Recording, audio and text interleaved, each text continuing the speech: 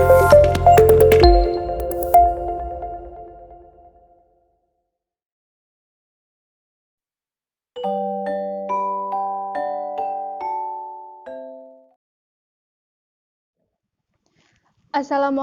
anak-anak, apa kabar? Jumpa lagi di channel For Good Secang. Sebelum Bu Guru lanjutkan pembelajaran, kita berdoa bersama terlebih dahulu ya. Berdoa dimulai. Selesai.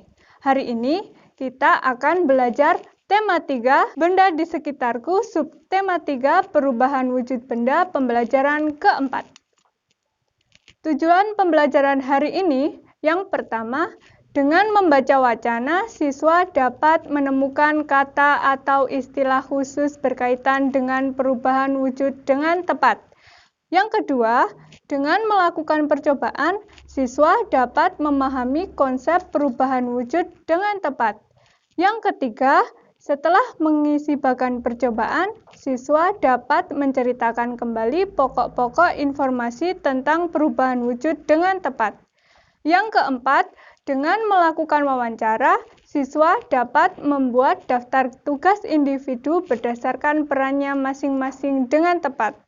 Yang kelima, dengan melakukan pemanasan sebelum olahraga, siswa dapat mengidentifikasi cara menendang bola dengan tepat. Yang terakhir, dengan melakukan praktik menendang bola, siswa dapat mempraktikkan cara menendang dengan tepat. Perhatikan gelas yang berisi air es ini. Apa yang terjadi pada bagian luar gelas? Apa yang menyebabkan hal itu terjadi? Nah, adik-adik pasti pernah mengamati ketika kita minum es. Di luar gelas biasanya basah. Nah, ini peristiwa yang dinamakan mengembun.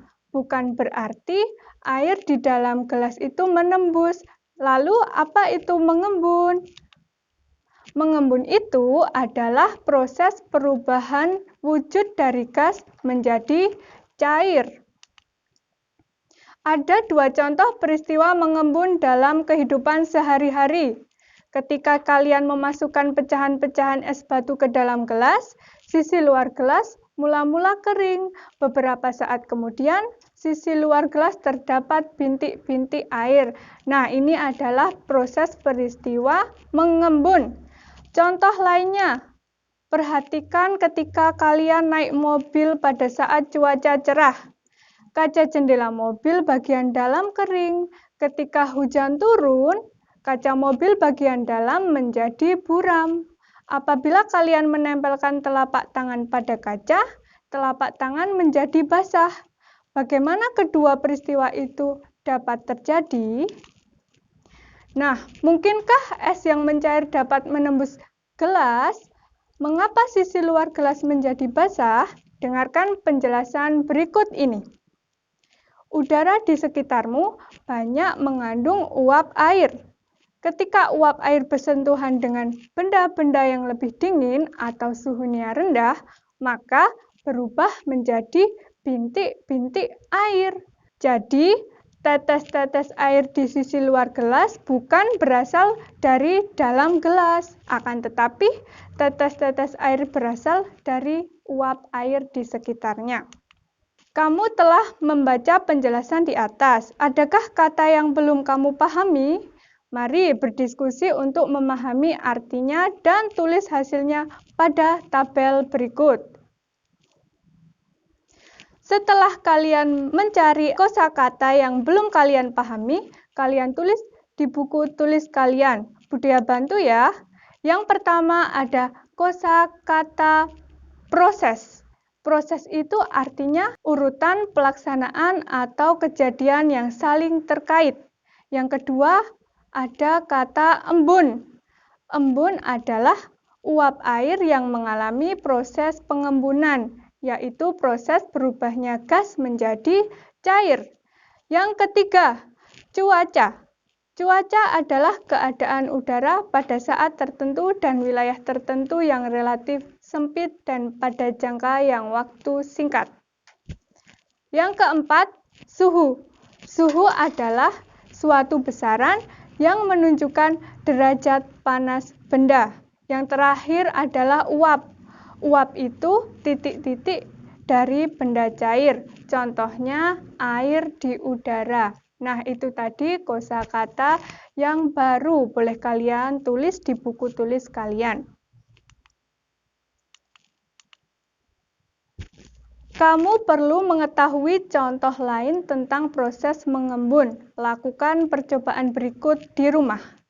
Alat dan bahan, yaitu siapkan gelas berisi air panas atau air hangat.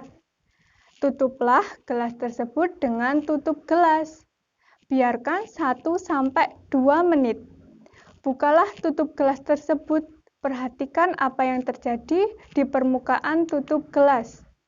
Nah, kita coba perhatikan gambar berikut. Yang terjadi di dalam tutup gelas ini adalah titik-titik air.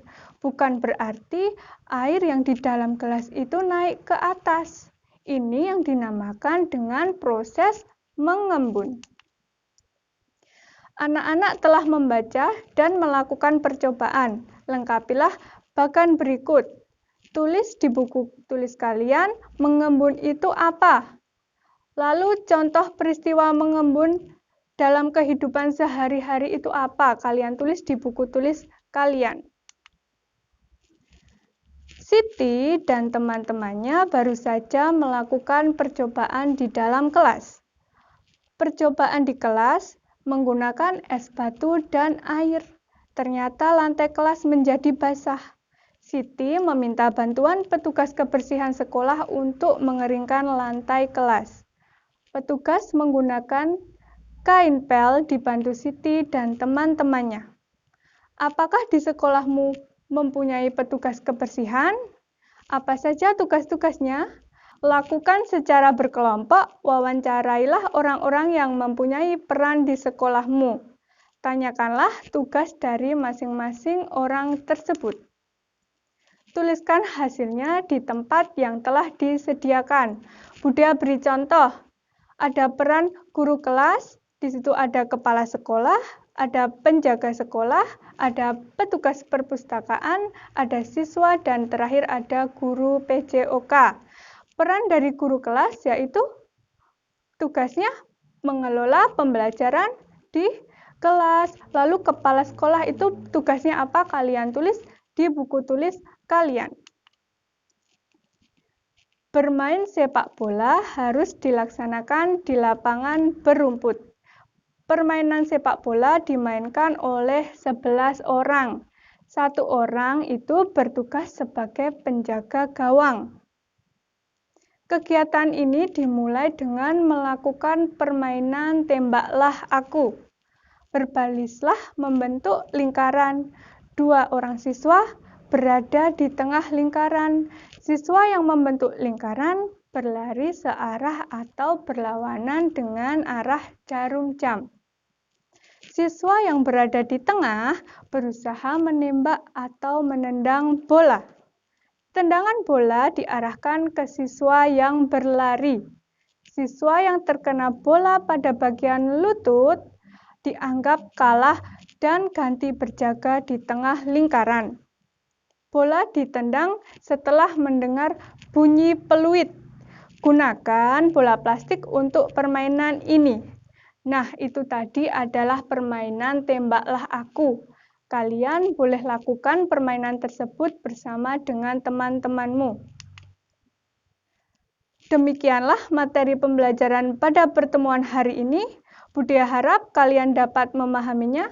Tetap semangat dan selalu jaga kesehatan.